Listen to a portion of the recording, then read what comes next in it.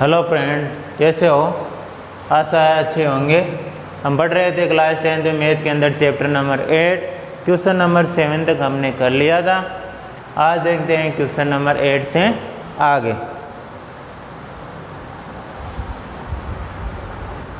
Question number 8 में क्या दिया है? एक स्तंभ यानी एक पोल दिया है, कितने मीटर लंबा? 25 मीटर लंबा। और एक देर के मीनार, ये हमारे पास पोल या स्तंभ है, और ये दे रही कि हमारे पास मीनार टावर। कह रहा है कि इस स्तंभ से मीनार के शीर्ष का अवनमन यूनियन कोण और मीनार के पाद यानी निचले हिस्से का अवनमन कोण, दोनों कोण इक्वल है। यानी यूनियन यानी ऊपर वाला कोण ये थीटा, और नीचे वाला यानी अवनमन कोण यानी नीचे वाला कोण। देखते हैं तो नीचे वाला अवनमन होता है और ऊपर वाला यूनियन, ये दोनों कोण क्या है? इक्वल है। तो मीनार की हाइट निकालो। इस मीनार की क्या निकालनी है? हमें हाइट निकालनी है। तो देखो, ये दोनों कोण पहले से इक्वल है, और ये दोनों कोण क्या हो गए? एकांतर कोण है, तो वैसे इक्वल हो गए। ये दोनों कोण क्या है? एकांतर कोण है, तो वैसे इक्वल हो गए। तो देखो, एंगल सी BCA बराबर एंगल CAE बराबर एंगल EAB बराबर थीटा। तीनों एंगल हमने क्या मान लिए? थीटा। और तीनों एंगल हमारे पास क्या है? इक्वल है। अब देखो,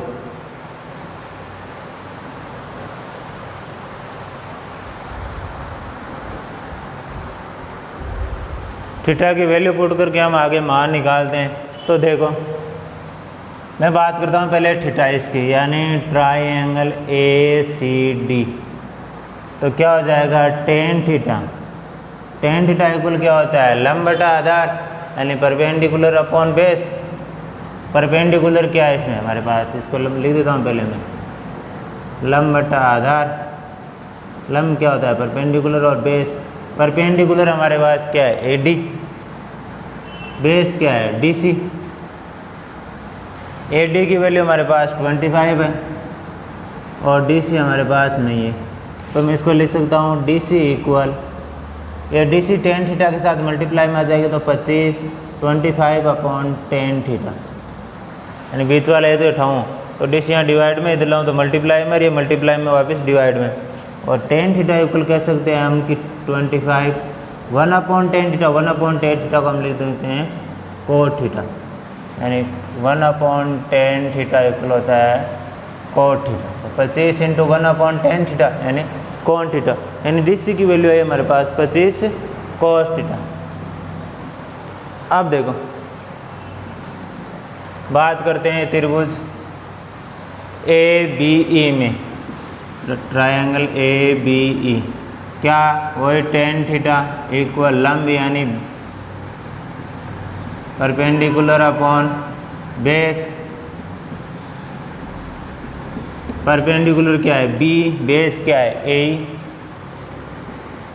BE equal AE। Tan theta, B की वैल्यू हमें फाइंड करनी है। AE देखो, AE और DC दोनों समांतर है, बराबर है। तो हम कह सकते हैं कि AE इक्वल DC, और DC इक्वल क्या दे रखा हमारे पास? 25 कोट थीटा, क्योंकि दोनों समांतर है, और दोनों मीनार हमेशा सीधी होती है, स्तंभ भी सीधा होता है, दोनों की दूरी हम बराबर मान सकते हैं। तो AE बराबर DC बराबर हम क्या लिख सकते हैं? 25 कोट थीटा। ये डिवाइड में इधर आकर मल्टीप्लाई में करूँ तो BE की वैल्यू हो जाएगी हमारे पास 25 cot theta dot tan theta. Cot theta और टेन थीटा इक्वल हमारे पास होता है tan theta multiply cot theta equal होता है हमारे पास 1। तो BE हो जाएगा हमारे पास 25 मल्टीप्लाई 1 यानी 25 मीटर। BE की वैल्यू हमारे पास आ गई 25 मीटर। अब देखो, ये इसके लाइनें AE और हॉरिजेंटल चल रही है, सीधी चल रही है, यानी जितनी AD होगी उतनी क्या होगी? EC, यानी AD बराबर EC। बराबर कितना है 25 मीटर। AD बराबर AC, आमने सामने की भुजाएं बराबर होती है, तो हम कह सकते हैं क्या BC इक्वल क्या होगा BE plus EC, BE plus EC। B की लंबाई भी 25 और EC की भी कितनी हो गई 25 और मिलके कितनी होगी 50 मीटर। यानी मीनार की ऊंचाई हमारे पास क्या आई, हाइट ऑफ टावर हमारे पास आ गया 50 मीटर। और ये कौन सा ऑप्शन है, ये ऑप्शन नंबर आपका D, तो इसका D ऑप्शन राइट हो गया।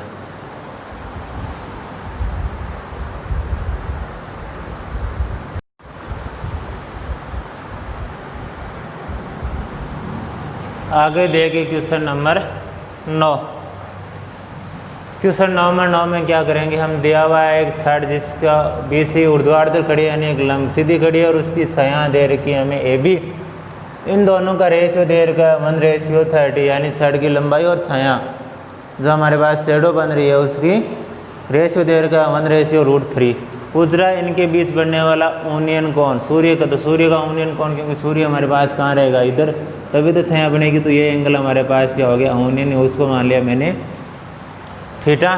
तो इसकी वैल्यू निकालने, तो ये हमारे पास लंब है, ये हमारे पास आधार है, तो लंब बटा आधार या लंब और आधार के बीच में होता है tan थीटा, यानी tan थीटा इक्वल होता है हमारे पास लंब बटा आधार। लंब क्या है हमारे पास परपेंडिकुलर, आधार क्या है हमारे पास बेस, और यहाँ हमारे पास है BC अपॉन AB। तो हम tan थीटा इक्वल कह सकते हैं कि BC 1/AB देर का √3, और tan थीटा में 1/√3 की वैल्यू होती है 130 डिग्री की, तो tan हो जाएगा 30, tan 30 डिग्री होता है 1/√3, तो थीटा हमारे पास हो जाएगा 30 डिग्री। तो थीटा की वैल्यू आ गई 30 डिग्री, और ये ऑप्शन है आपके ए, ये ऑप्शन ए, ये आपका क्वेश्चन नंबर 9।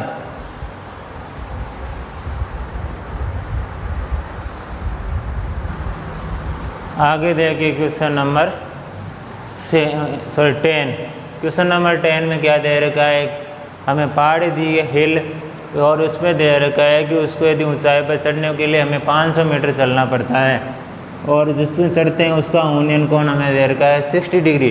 तो पहाड़ी की सीधी ऊंचाई हमें इसमें फाइंड करनी है, तो पहाड़ी की सीधी ऊंचाई हमें H ये फाइंड करनी है। शिखर पर चढ़ने के लिए 500 मीटर का चलना पड़ता है, और जो एंगल बन रहा है और शिखर और धरातल के बीच में वो हमारे पास कितना है 60 डिग्री। तो ये हमारे पास हो गया परपेंडिकुलर, ये हाइपोटेन्यूस, और ये हमारे पास हो गया बेस। इसको मान लेता हूँ A, B और C।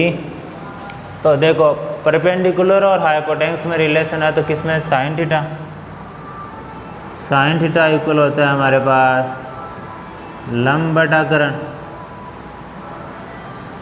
लंब यानी परपेंडिकुलर, करण यानी हाइपोटेन्यूस। यहाँ लंब हमारे पास है BC और करण है हमारे पास AC, तो sine theta equal BC upon AC।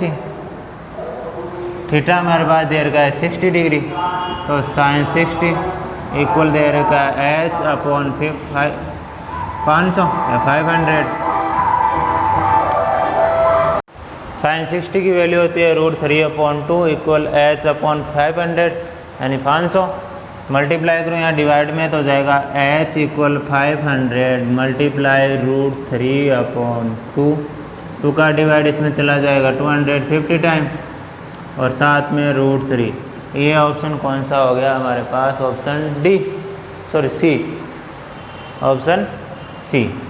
Option C के अंदर √250 √3 ये हो गई हमारे पास मीटर, ये हो गई शिखर की ऊंचाई या पहाड़ी की ऊंचाई।